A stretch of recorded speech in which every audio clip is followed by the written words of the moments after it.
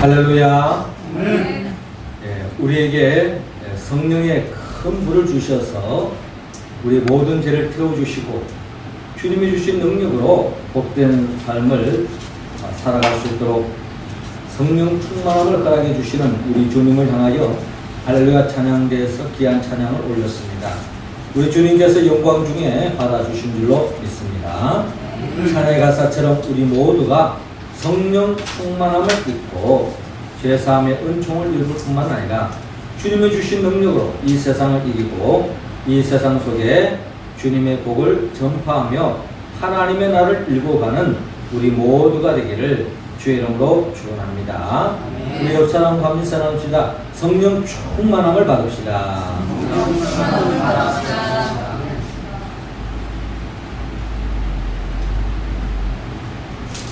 오늘은 성령 강림 주일입니다.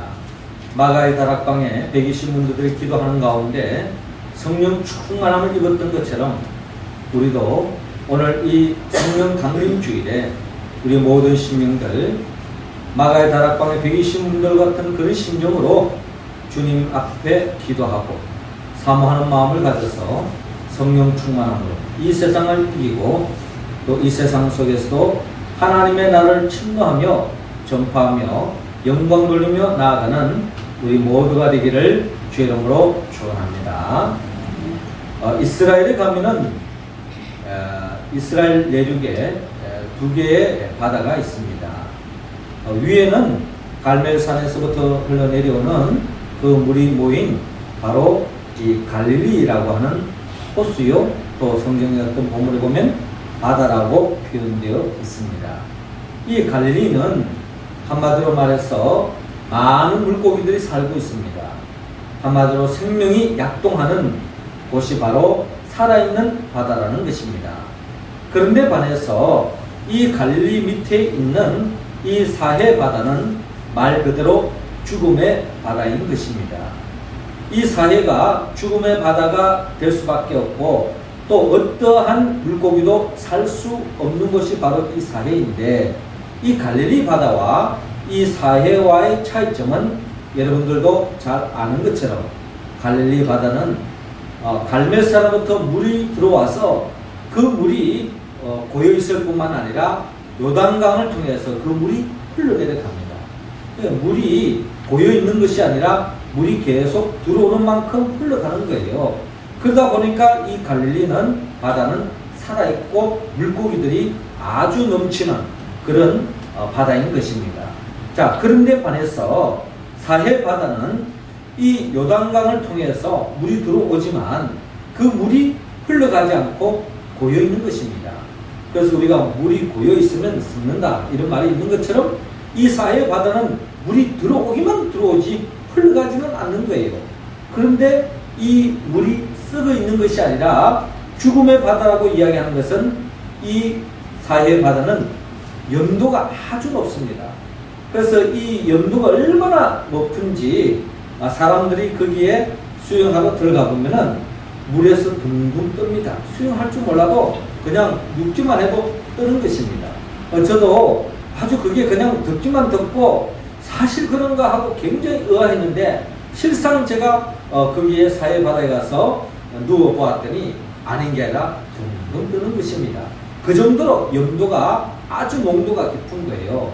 그런데 결국 이 사해 바다는 받기만 받고 흘러가지 않으니까 결국 이 바다는 죽음의 바다다라고 이야기하고 있습니다. 하나님은 이스라엘 역사 속에서 하나님이 이스라엘 백성들을 불러 세운 것은 목적이 있습니다. 이 이스라엘 백성들에게 마음껏 하나님이 축복해 주시고 그 이스라엘 백성들이 하나님의 복을 받아서 이 세상 모든 사람들에게 그 복을 나누면서 축복의 통로의 인생길을 살기를 하나님은 원했던 것입니다. 그런데 여러분, 로마서 9장, 10장, 11장을 통해서 우리가 잘 아는 것처럼 이스라엘 역사는 실패의 역사였습니다. 그것은 바로 이스라엘 백성들이 하나님으로부터 엄청난 그 복을 받기만 받고 그 복을 이방인들에게, 다른 사람들에게 나누어 주는데 아주 인색했습니다. 그래서 그들이 복받은 것은 하나님의 은혜와 은총으로 생각하지 않고 그들이 잘나서 복받은 것처럼 생각하고 착각하다가 결국에는 역사 속에 하나님의 심판이 임할 수밖에 없었던 것을 바라봅니다. 하나님은 이스라엘 백성들을 통하여 이스라엘 사람들이 하나님으로부터 복을 받고 많은 사람들에게 나누어주기를 원합니다. 한마디로 사해 바다와 같이 받기만 받고 결국에는 죽음의 바다와 같은 심판의 대상이 되는 그런 이스라엘 백성이 아니라 하나님으로부터 충만히 받을 뿐만 아니라 그 복을 나누면서 결국 하나님의 사명을 감당하는 갈릴리 바다와 같은 그런 이스라엘 백성들이 되기를 원했던 것입니다. 오늘 이 시대를 살아가는 우리 교회 공동체도 마찬가지입니다. 우리도 자칫 잘못하면 하나님으로부터 받는 것에만 아주 우리가 발달되어져 있고 하나님으로부터 받은 것을 우리가 이웃에게 또 아직도 복음을 알지 못한 게 우리가 나누지 못한다면 결국 우리는 하나님의 온전한 복을 누릴 수 없습니다. 우리는 하나님의 복을 받을 뿐만 아니라 나눌 줄 알아야 됩니다. 예수님의 12 제자를 보면요, 이들이 삶이 완전히 변화되어진 기점이 있는데 그 기점은 바로 성령을 받기 전과 성령을 받고 난 뒤의 모습은 그들의 삶은 완전히 바뀌어진 것을 우리는 볼 수 있습니다.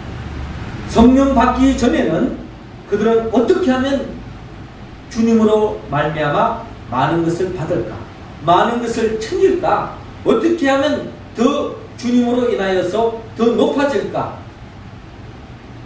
주님으로 인하여 자기의 필요를 더 채울까, 여기에 그들은 절대 관심을 가졌던 것이었습니다. 그런데 그들이 성령 받고 난 뒤에부터는 완전히 바뀌어버렸어요. 그들이 주님으로부터 얼마나 많이 받을까, 여기에 관심보다는 주님으로부터 받은 것에 대해서 얼마나 우리가 많은 것을 나눌까, 또 다른 사람보다 더 높아지기보다는 다른 사람을 더 섬길까, 또 남에게 대접받기보다는 남을 더 대접할까, 또 그들은 성령 받기 전에는 받는 것에만 의미를 뒀는데 성령 받고 난 뒤부터는 그들은 주는 데에, 나누는 데에, 섬기는 데에, 그 누구를 위하여 희생하는 데에 그들의 삶의 가치와 의미를 두고 살아가는 모습으로 변화되어지면서 더없이 주님이 기뻐하는 사람으로 변화되어지는 예수님의 제자들의 모습을 바라볼 수 있습니다. 주님은 오늘 이 성령 강림주의를 통하여서 우리 모두가 성령의 충만함을 받기를 원합니다. 성령 충만함을 받은 120문도들이 그들이 완전히 변화되어져서 그들이 하나님으로부터 복을 받을 뿐만 아니라 많은 사람들에게 나누어 주었던 것처럼 우리 교회도 성령 충만함을 받지 못했을 때는 우리는 하나님의 복을 온전히 누릴 수 없다는 겁니다. 오늘 이 시간 우리 모두가 많은 것을 하나님으로부터 받은 복을 나누기 위해서는 우리가 먼저 받아야 합니다. 우리가 가지고 있는 것은 아무것도 없어요.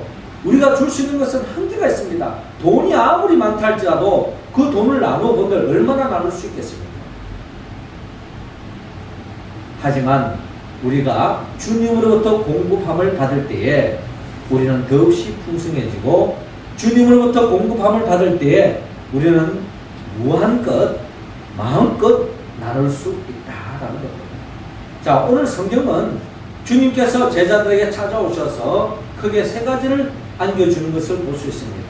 우리도 그 복을 받아서 그 복을 받아 누릴 뿐만 아니라 많은 사람들에게 나누는 삶으로 나아가기를 주님은 원하고 있습니다. 먼저 주님은 제자들에게 무엇을 받으라고 말씀합니까? 오늘 본문 19절을 통하여서 평강을 받고 주라고 말씀하고 있습니다. 자, 19절 말씀 우리 같이 한번 읽어볼까요? 시작. 이날 곧 안식 후 첫날 저녁 때에 제자들이 유대인들을 두려워하여 모인 곳에 문들을 닫았더니 예수께서 오사 가운데 서서 이르시되 너희에게 평강이 있을지어다. 아멘. 주님께서는 우리 모두에게 평강을 받고 그 평강을 나누는 삶으로 나아가기를 원하고 있습니다. 자, 오늘 본문 19절에 보니까 너희에게 평강이 있을지어다. 자, 이 말씀을 주님이 언제 말씀하셨습니까?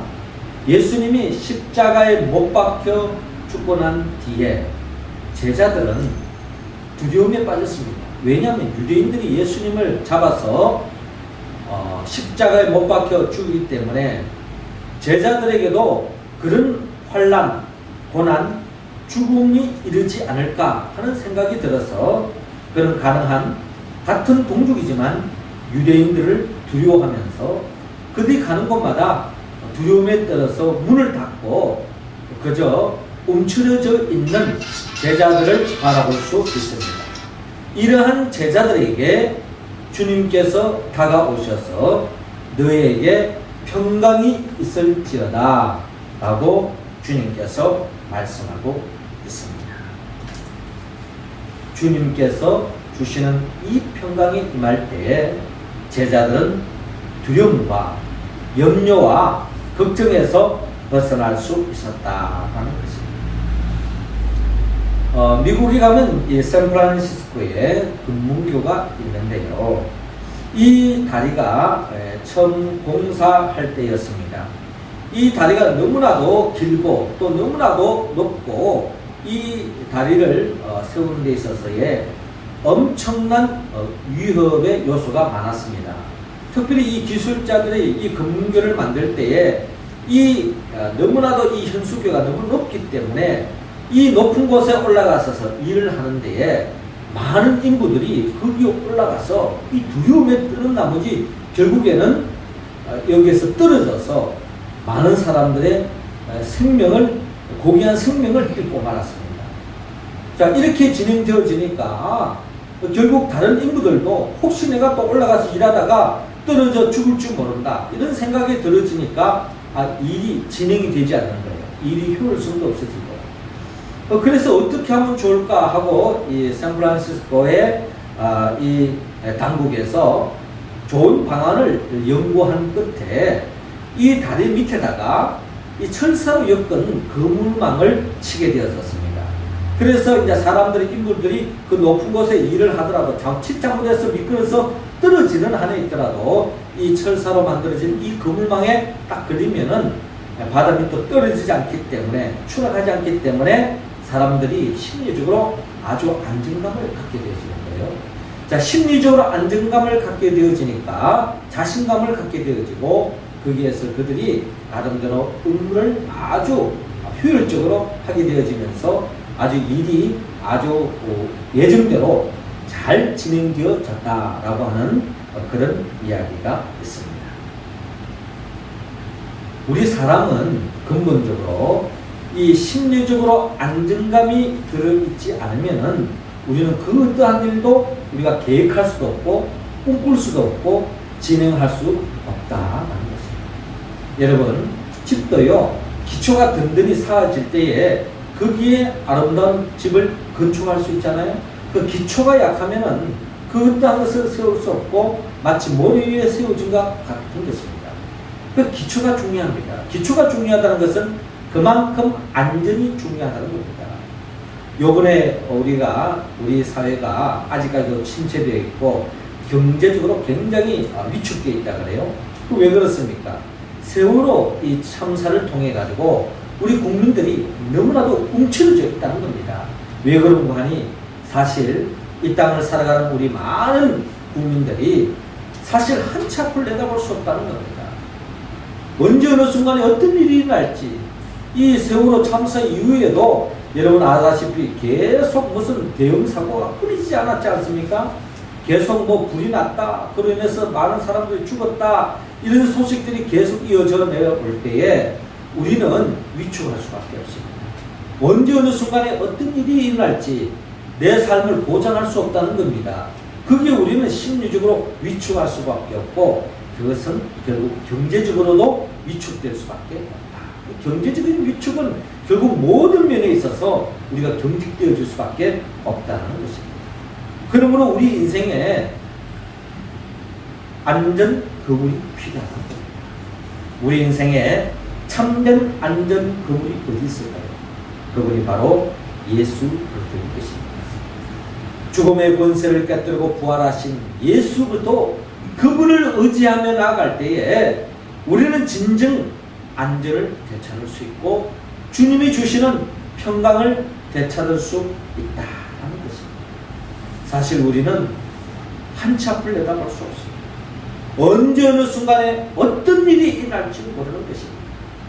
돈의 문제가 해결되어지면 건강의 문제가 되고 건강의 문제가 해결되어지면 또 다른 문제가 이어지는 우리는 삶의 연속 속에 살아가고 있습니다.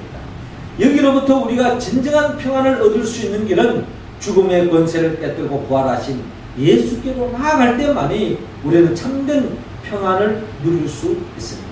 시편 기자가 고백한 것처럼 내가 사망의 엄청한 골짜기로 다닐지라도 해를 두려워하지 않은 것은 주께서 나와 함께 하십니다 라고 말씀하고 있습니다. 죽음의 권세를 깨뜨리고 부활하신 주님께서 너에게 평안이 있을지어다 라고 말씀하실 때에 그 평안이 우리 가운데 임할 줄로 믿습니다. 수고하고 묵은 짐진 자들아 다 내게로 오라 내가 너희를 쉬게 하리라 하시는 그 말씀을 아멘으로 받아들이고 부활하신 주님께 모든 것을 내려놓고 주님께 맡기며 나아갈 때에 우리의 삶은 참된 안식과 평안이 임할 줄로 믿습니다. 그 평안을 가지고 우리는 한치 앞을 내다볼 수 없지만 주님이 주시는 그 평안으로 허락한 삶 속에서 하나님의 나라를 누리며 살아가는 우리 모두가 되기를 주의 이름으로 축원합니다. 이어서 두 번째로 주님은 우리 모두에게 성령을 받고 주라고 말씀하고 있습니다. 22절 말씀 우리 할렐루야 찬양 대원들이 읽어주시기 바랍니다. 시작. 이 말씀을 하시고 그들을 향하사 숨을 내쉬며 이르시되 성령을 받으라. 아멘. 주님께서는 우리 모두에게 성령을 받아라 라고 말씀하고 있습니다. 우리가 왜 성령을 받아야 합니까? 성령은 우리가 성경 속에서 불로서 표현하기도 하고요. 또 때로는 성령을 이 비둘기같이 성령이 임한다라고 성경은 표현하고 있습니다. 특별히 우리 이번에 여기 휘장에 보시다시피도 이렇게 비둘기를 그려놓고 있지 않습니까? 성령이 우리에게 비둘기같이 임한다라고 성경은 곳곳에서 묘사하는 것을 바라볼 수 있습니다. 이 비둘기라고 하는 이 이미지는 우리에게 많은 것을 의미하고 있는데 이 비둘기는 우리가 세상적으로도 이 비둘기를 우리가 평화의 상징으로 우리가 비둘기를 이야기하지 않습니까?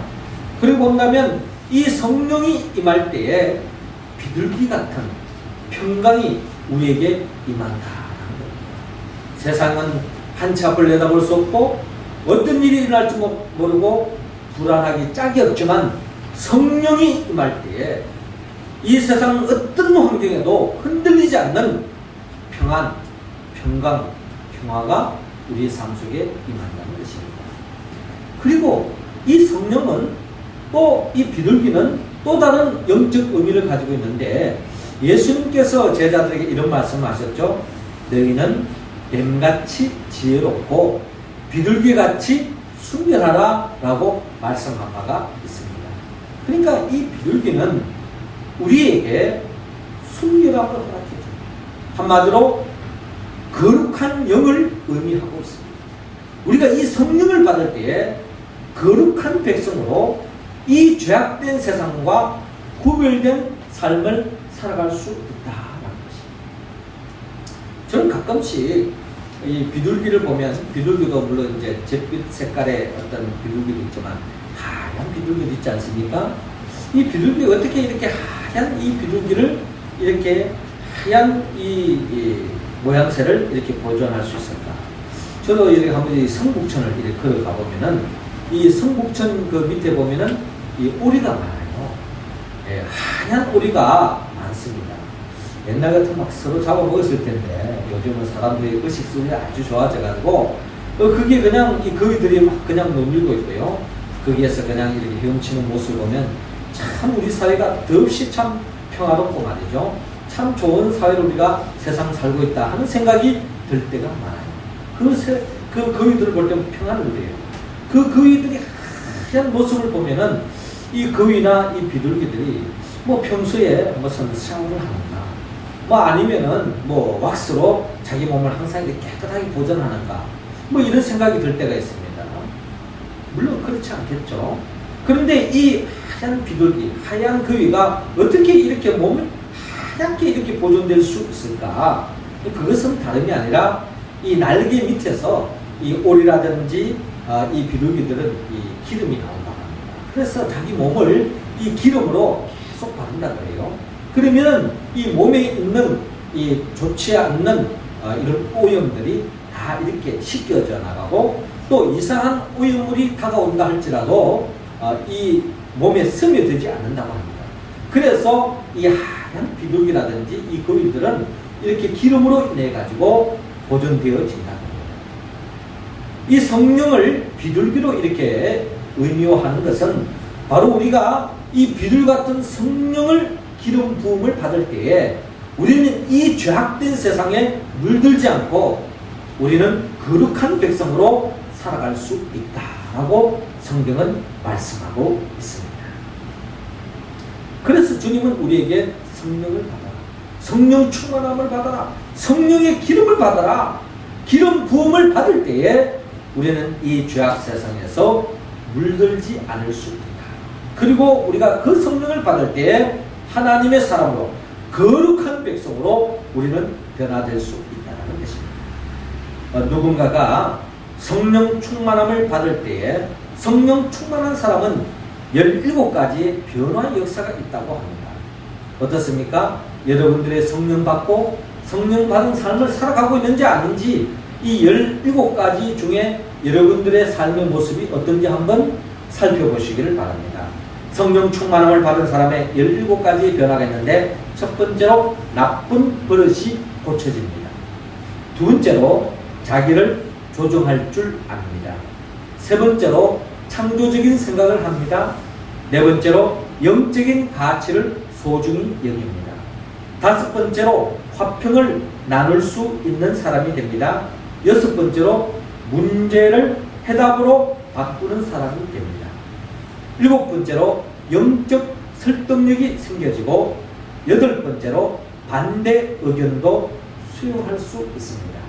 아홉 번째로 믿음의 삶에 동반자들이 생기고요. 열 번째로는 하나님의 섭리, 즉 주님의 뜻대로 살고자 노력하는 것입니다. 그리고 11번째, 주위 사람들에게 평안을 안겨주고요.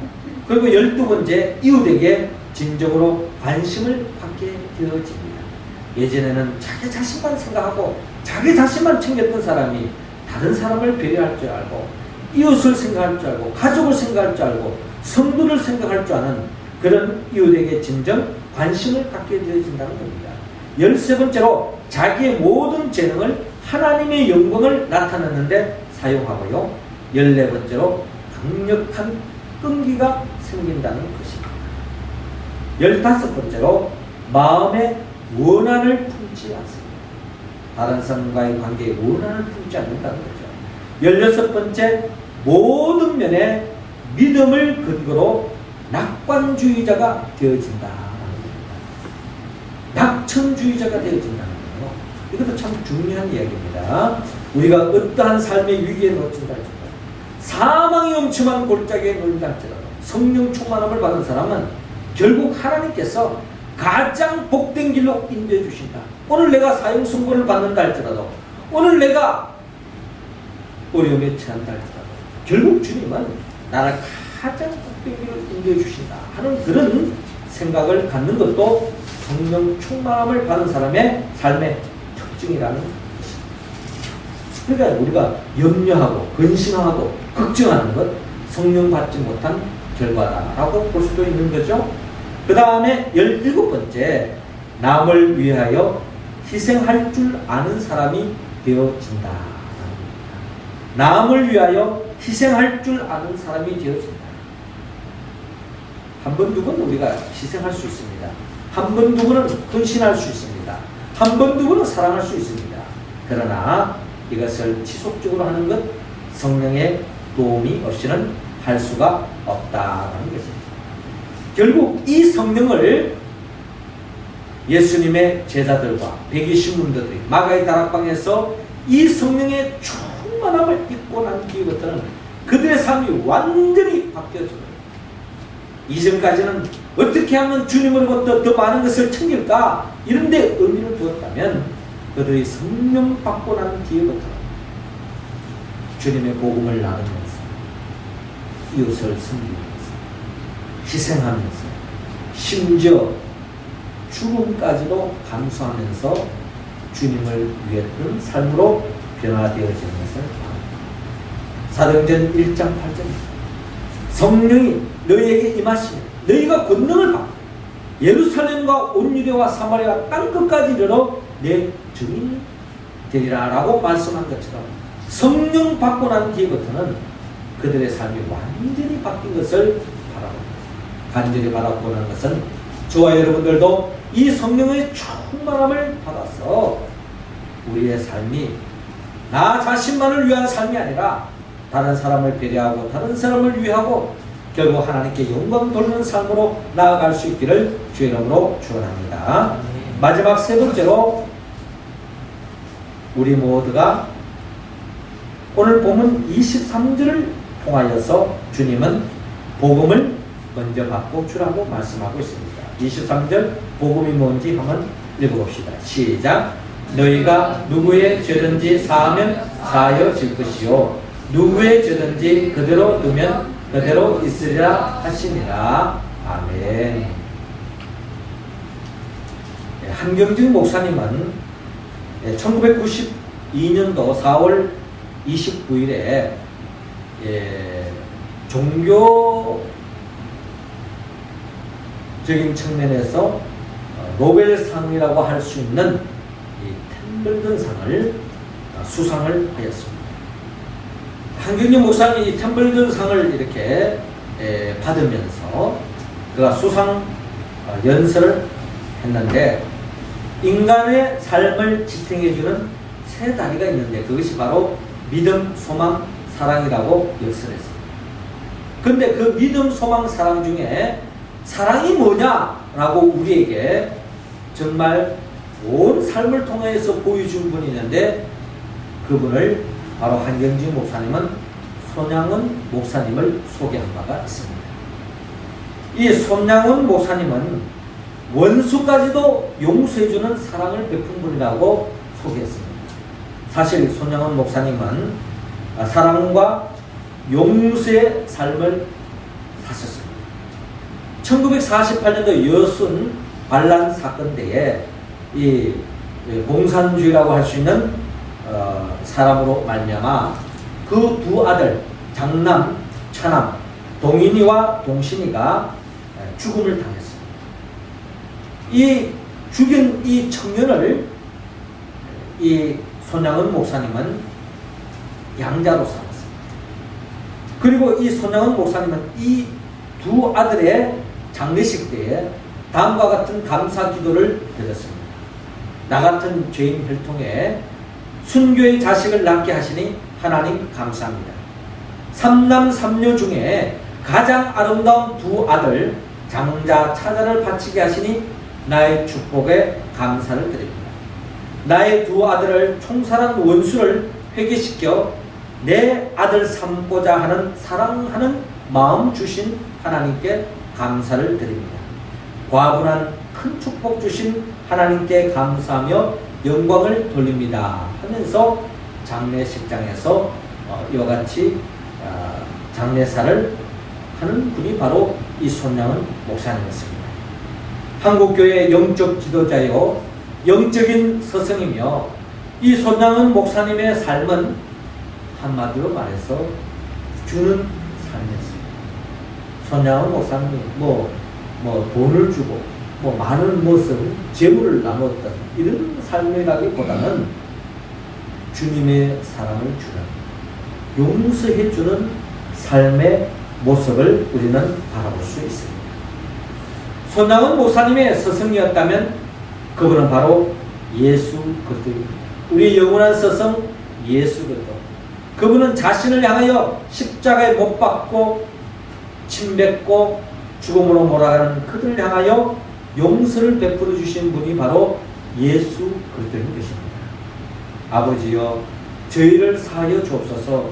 자기 하는 것을 알지 못합니다 라고 말씀하시며 자신을 향하여 십자가에 못 박혀 죽이는 그들을 향하여 용서를 베푸신 분이 바로 예수님입니다. 이 주님의 용서는 예수님의 십자가에 못 박혀 죽이는 사람뿐만 아니라 오늘 살아가는 우리들에게도 용서를 베푸십니다. 먼저 주님은 주님을 배반하고 제갈 길로 갔던 제자들에게 찾아오셔서 바로 용서를 베풀어 주셨습니다. 예수님을 부인하고 배반하고 십자가 앞에서 다 제갈 길로 갔던 그 제자들, 주님은 부활하셔서 그들에게 찾아오셨습니다.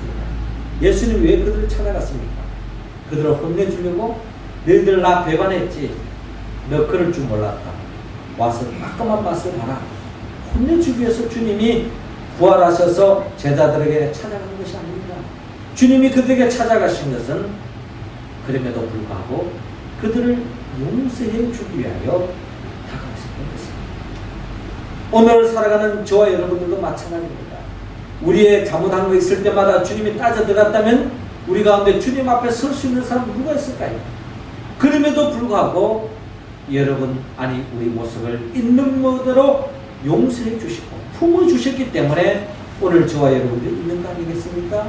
이것이 바로 우리가 복음이신 예수 그리스도 안에서 누린 복이라는 것입니다. 그러므로 우리는 이 복을 받은 자로서 우리 주위에 잘못한 사람, 정말 용서할 수 없는 사람이라 할지라도 우리는 용서를 베풀어야 합니다. 그리고 또한 이 세상 많은 사람들은 하나님 앞에서 영적인 죄를 지은 사람, 아담 이후로부터 모든 사람들이 죄를 지었어요. 죄를 지은 사람은 결국 하나님의 심판과 저주와 멸망길로 나아갈 수밖에 없습니다. 그들의 죄 문제를 해결할 수 있는 유일한 방법은 예수 그리스도를 믿는 것밖에 없습니다. 나를 위하여 십자가에 못 박혀 죽으시고 부활하신 예수 그리스도를 믿음으로 저와 여러분들이 죄사함의 은총을 입었던 것처럼 아직도 우리 주위에는 그 죄의 굴레에 빠져있는 결국 마귀의 종로로 타다가 멸망길로 가는 생명들이 얼마나 많은지 모릅니다. 그렇기 때문에 그들에게 복음을 전해야 된다는 것입니다. 그러기에 주님은 너희가 누구의 죄든지 사하면 사하여질 것이요 누구의 죄든지 그대로 두면 그대로 있으리라 말씀합니다. 우리는 죄사함의 은총을 권리를 베풀 수 있는 능력을 가진 자가 아닙니다. 그러나 우리 주위에 어떠한 죄를 지었다 할지라도 예수를 전하기만 합니다. 예수를 믿게 하기만 하면 그 사람의 죄의 문제가 해결되어진다는 것을 주님은 약속하고 있습니다. 사랑하는 성도 여러분, 주님은 우리 모두가 성령 받고 난 이후에 예수님의 제자들처럼 우리도 변화받기를 바랍니다. 그러기 위해서는 우리 모두가 성령 충만함을 받아서 주님이 주시는 평강을 누리고 주님이 주시는 생명을 누리고 주님이 주시는 사랑을 맛봐야 합니다. 이 사랑을 맛볼 때에 우리는 많은 사람들에게 이 주님의 평강을 나눌 수 있고 주님의 생명을 나눌 수 있고 주님의 사랑을 나눌 수 있다는 것입니다. 이 사명을 감당하기 위해서는 우리가 성령을 받아야 합니다. 나를 위하여 십자가에 못 박혀 죽으시고 부활하신 예수 그리스도의 영 보혜사 성령의 충만함을 받아서 우리 모두가 주의 말씀에 응답하며 성령 받고 난 뒤에 예수님의 제자들처럼 초대교회 공동체처럼 우리가 하나님으로부터 충만한 복을 받고 그 복을 많은 사람들에게 나눔으로 복의 본으로 축복의 통로의 사명을 감당하고 하나님께 영광 돌리며 살아가는 우리 모두가 되기를, 우리 명륜 제일교회가 되기를 주의 이름으로 축원합니다. 기도드리겠습니다. 하늘에 계신 우리 아버지, 이 시간 우리를 긍휼히 여겨 주시옵소서. 지난날 우리는 우리 자신만을 생각하고 주기보다는 받는 데만 의미를 두고 살아왔습니다. 이 시간 우리 모두가 성령 충만함을 받아서 주님으로부터 그 받은 그 복을 많은 사람들에게 나누는 복의 근원의 인생길을 살아가는 우리 성도들, 우리 명륜제일교회가 될 수 있도록 인도하여 주시옵소서. 예수님의 이름으로 기도드리옵나이다. 아멘.